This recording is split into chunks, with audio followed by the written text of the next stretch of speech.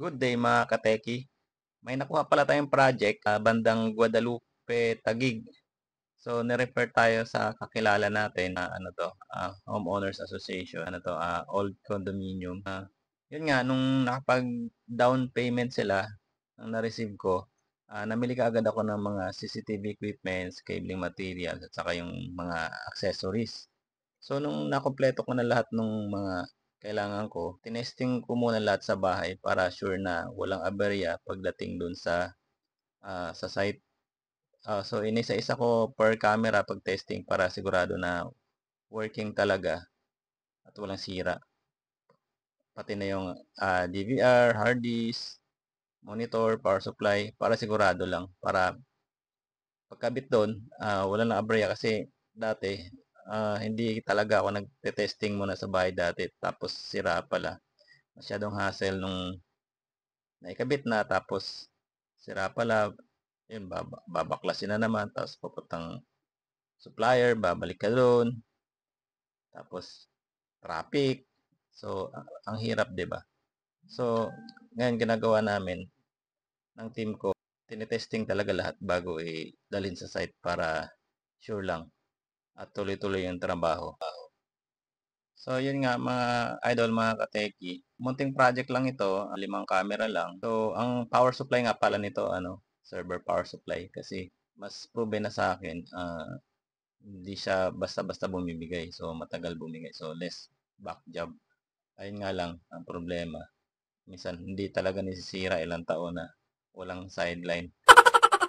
So ang kagandahan naman nun, matutuwa yung client at malakas na ang loob nila i-refer ka sa mga kakilala nila, kamag-anak nila na maganda yung trabaho natin saka maayos, pulido.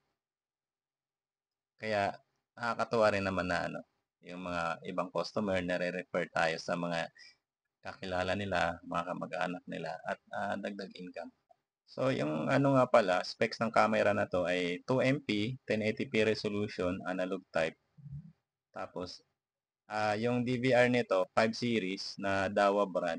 Kaya maganda yung playback niya, 1080p din yung playback unlike dun sa mga lower model na 720p lang.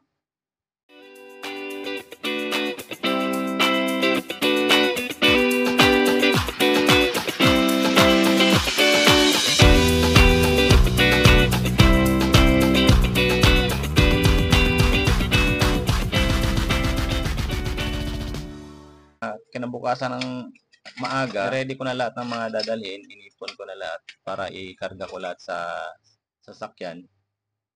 Gaya ng hagdan, barena, yan, monitor, mga cabling materials, CCTV equipment, saka mga accessories. Saka mga spare na mga kable.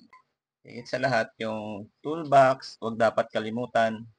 Tapos yung kasama ko nga pala mag-install dito, yung kaibigan ko electrician, yung kumpare ko. Yung kaibigan ko electrician, malapit lang din siya dito sa bahay namin.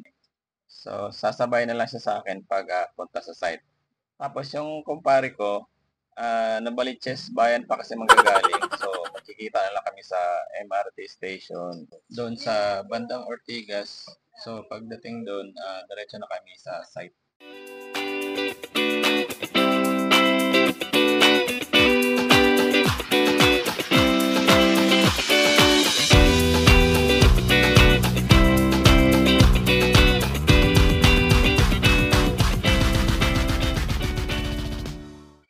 So natapos din ang pagkarga ng aming mga gamit kaya makakaalis na kami. Let's go!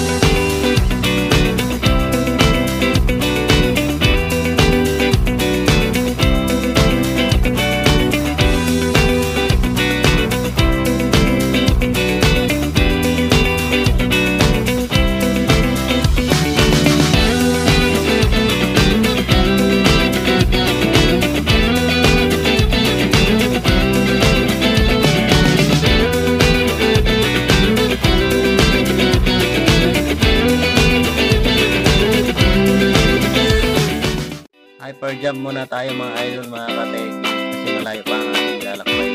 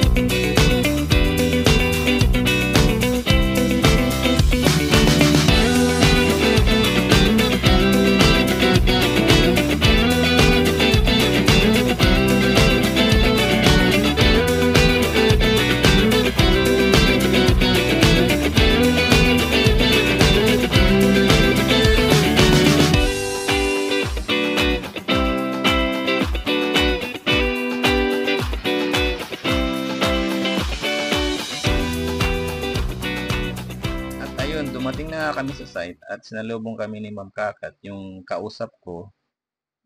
Si Ma'am Kakat din yung nag-refer sa amin sa HOA nila na kami mag-install ng CCTV. Kaya laki kong pasasalamat sa kanya, napakabait niya. So ayun nga, nakapag-park na kami. Tinuro niya sa amin yung saan banda mag-park. Pagkatapos nun, diniskarga na namin lahat ng mga gamit namin sa yung mga CCTV.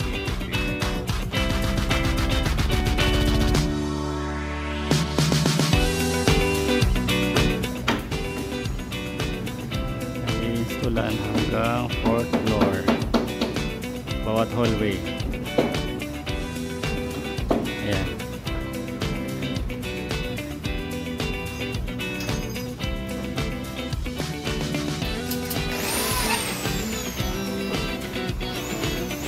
So mag-install tayo ng isang camera dito. Ayan, para lahat ng papasok sa gate at lalabas makikita. Tapos sa hallway dito isa, dito isa, parang cover niya buong hallway.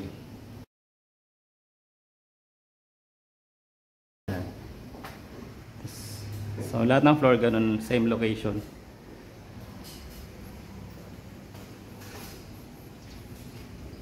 Lahat ng floor same location.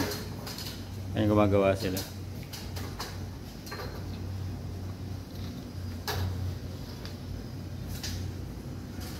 Ayan. So ito sa 3rd floor ganun din, isang camera dito. Ayan. Nagpas lang ng konti sa pader kasi mayroong aircon, mahaharangan. So dito banda, dito na banda yung camera natin. So ito exposed wiring lang to. So sinadya ko ng white yung wire para hindi masyado sa mata.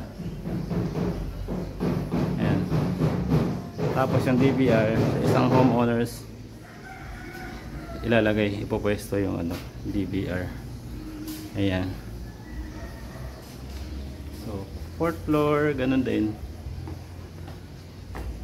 doon sa kanto. Ayan. Good. Yan banda.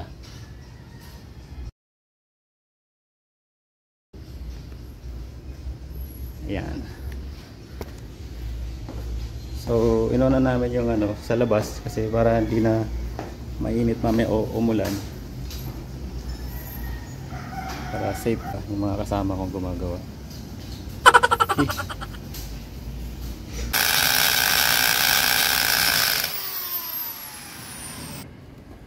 Sa Pizza Hut malaki, no? Malaki yung niya.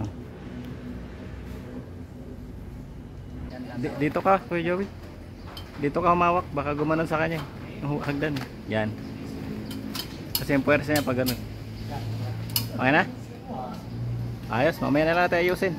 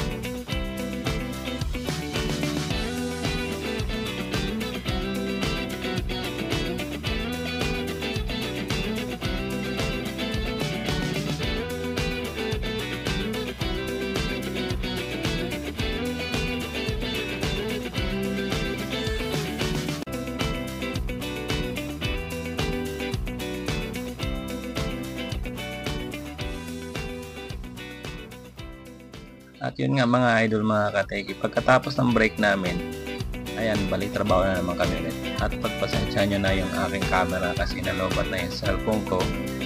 Ginamit ko na lang dito ay yung DB Sport camera, yung ginagamit ko sa motor ko.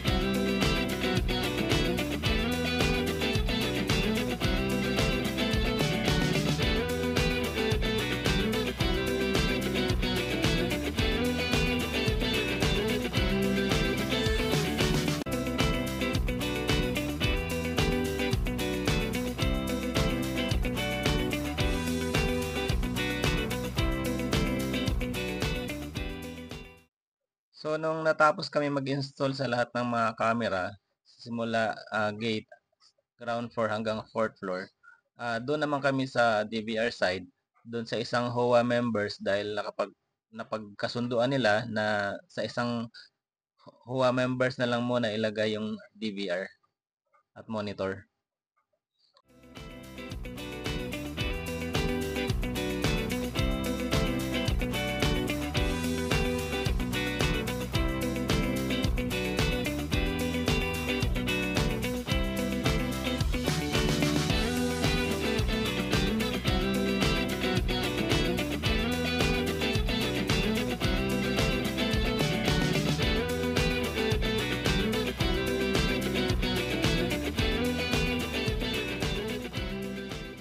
Natagalan kami sa DVR side kasi inaayos namin yung wiring na maitago ng mabuti, tapos ginagawan namin ng paraan yung power supply kasi parang 2x2 siya.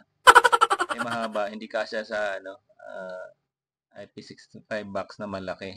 So ang ginawa namin, nag-customize na lang kami ng 1.5 na plastic molding. Kaya yun na itago namin ng maayos.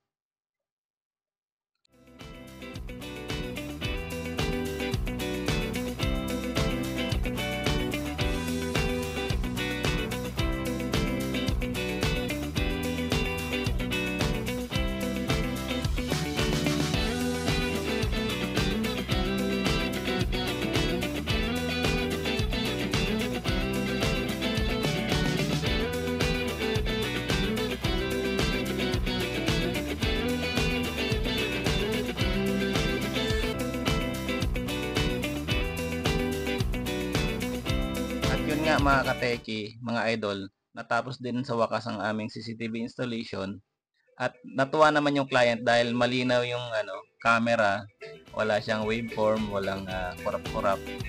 So natuwa rin kami dahil makakauwi na rin kami sa wakas.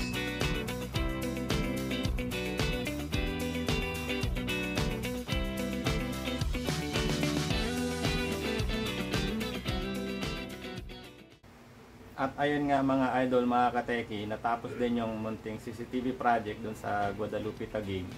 So nagpapasalamat ako kay Ma'am Kakat dahil na-refer niya tayo doon, tapos nilibre pa kami ng lunch. Tapos ayun nga, satisfied naman si client, tinanong ko siya ulit. So far okay naman yung CCTV. So sa mga kailangan ng mga CCTV requirements, structured cabling requirements, pwede nyo akong i-PM para pag-usapan natin, or pwede akong mag-site survey tapos mag-estimate. Magre-recommend na rin kami kung ano yung magandang equipments na ideal dun sa area nyo or sa office nyo. Don't forget to like, share, subscribe to my YouTube channel para maging updated ka sa aking mga latest uploaded videos. Thank you. So mga idol, mga kateki, hanggang dito na lang. Kita-kits na lang tayo sa susunod na project. Maraming salamat.